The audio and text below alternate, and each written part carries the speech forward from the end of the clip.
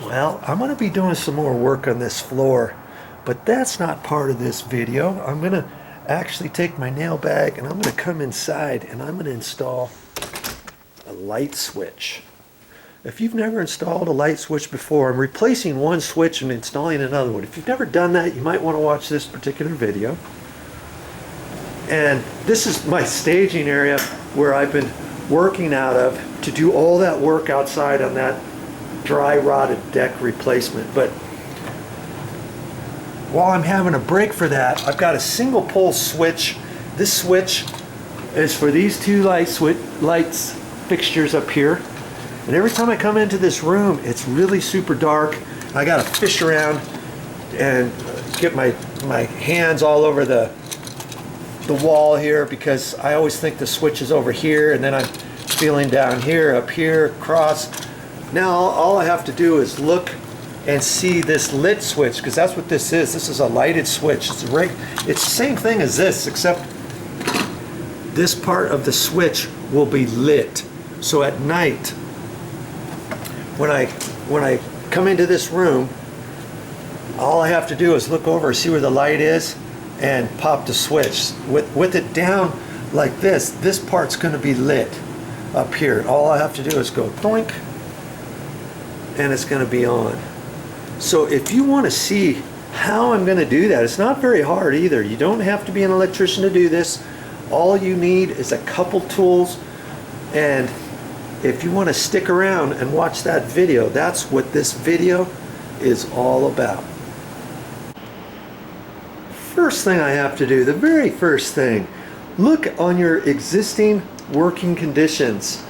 Can you work here properly without tripping and falling or anything like that? Well, if you can't, move your stuff. So that's the first thing I'm going to do. I'm not going to just try to stand over this and stuff. I'm going to go ahead and move this stuff and get ready. Okay, that's your very first step. Okay, I got that. Most of the time you're not going to have to move anything, but just kind of be aware of stuff like that. Now this next thing to do, we're going to start undoing this cover plate, and absolutely not. We are going to find the electrical panel. You got to make sure you turn this and make sure that your light switch works first off. Okay, find your electrical panel. My electrical panel happens to be in this exact same room, so it's not going to take me very long to figure out which breaker it's going to be for this. I want to have this power off, okay, before I start working on this. And if it's too dark in here, then I'll grab my extension cord. I happen to have an extension cord over here and my construction light, and I'll use that for light in here so that I can show you what I'm about to do for this light switch. Okay, so turn that power off at your breaker. I guess that'll work. I'll get my tripod set up right here and see if I've got enough light. I think that's enough light, don't you? I think that'll work. Okay. Let's see if I can't get this adjusted a little.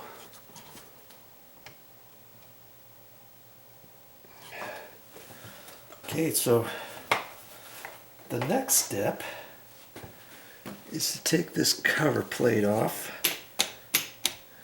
Check it. Sure enough, it's off.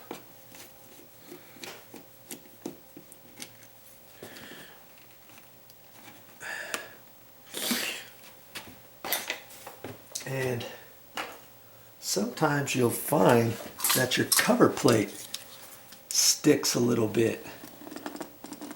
I'm just lightly, hardly scoring this. I'm not trying to score the sheetrock. I'm trying to just score the back side. This house just recently got painted, and see, now I got it loose. Move it around. Recently got painted. It looks like they put the cover plate on just while the wall was still drying, maybe one day later. Wait 2 or 3 days maybe before you put your cover plates back on, or because if you put them on too soon and the paint is not cured yet, you could find that as you're tightening it up, that cover plate kind of presses right into the paint.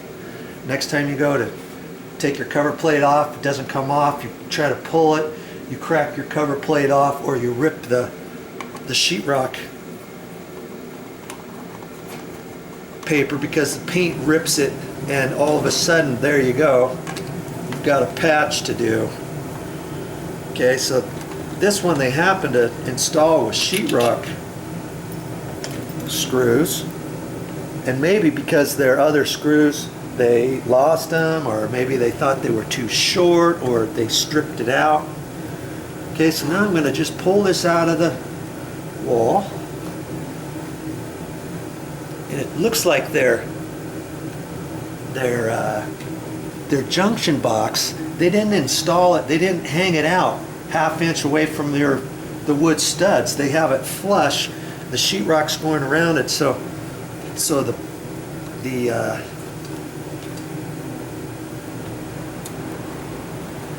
box is a ½ inch inset. Okay, that's why they ended up using longer screws. If you do use longer screws, these happen to work pretty good. They're just sheetrock, coarse, threaded drywall screws, and I've got them in all different sizes, and I use them for all kinds of stuff. And all you're going to see at this point is 2 black wires. These are both black wires. Okay, this one happens to look white because they painted, but if you look real close, you'll see that it's a black wire. And then there's the ground wire, which is the copper bare stranded wire, or bare solid wire, and it's attached by a screw on the side.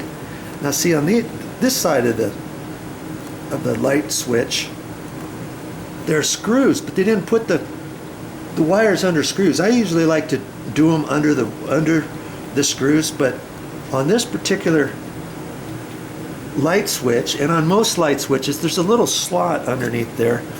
If you have your little standard screwdriver again, there's little slots back there. You can push on there, and then your wires will pop off. And this, it doesn't matter which black wire goes in which area. See, I just push that and pull that out. It's kind of hard because I'm holding this and I'm pushing, and I have to pull the wire out, so I just use my thumb as I'm pushing on here. Pull it out. See? Look at that. Just like that. And now, because I'm right-handed, I'm just going to flip this over like that, and undo this screw here. Now the copper ground wire, they've twisted on there, and I'm just opening it up a little bit with my screwdriver, like that. Okay, now I can slide that off. See? And I don't have to do anything. I can use that whole setup exactly the way it is, and I can save this light switch for another job. See how easy that was? And I can see, you know, if I use this for another project later on, you see the tabs here? They're supposed to be straight up and down. Now look at that one. See how it kind of curves out? I'm just going to take my pliers and bend that straight, just because that way I don't have to do it another time. Okay, now I got it. Now I got it pretty straight right there. See? Okay. And this light switch I can use for another job. And for these single pole, does it matter which way is up and down? Yes, of course it does. If you look right up here on the top, see there it says top, T-O-P. Okay? You wouldn't want to flip it this way and say, okay, what difference does it make? Well, the difference is it'll still work. But usually what your paddles are is down is off. You push on the up, it's on. You don't want to go into one room and do that and then find out you have to do it the very opposite every single time in a bedroom because somebody flipped the light switch upside down. Now, in some instances, you might think, hey, how come it's wrong? Well, you go into a room and sometimes it's a three-way switch, and it might be your lights might be controlled at two different locations, maybe by this door and somewhere else in a hallway or something, and then there is no top or bottom.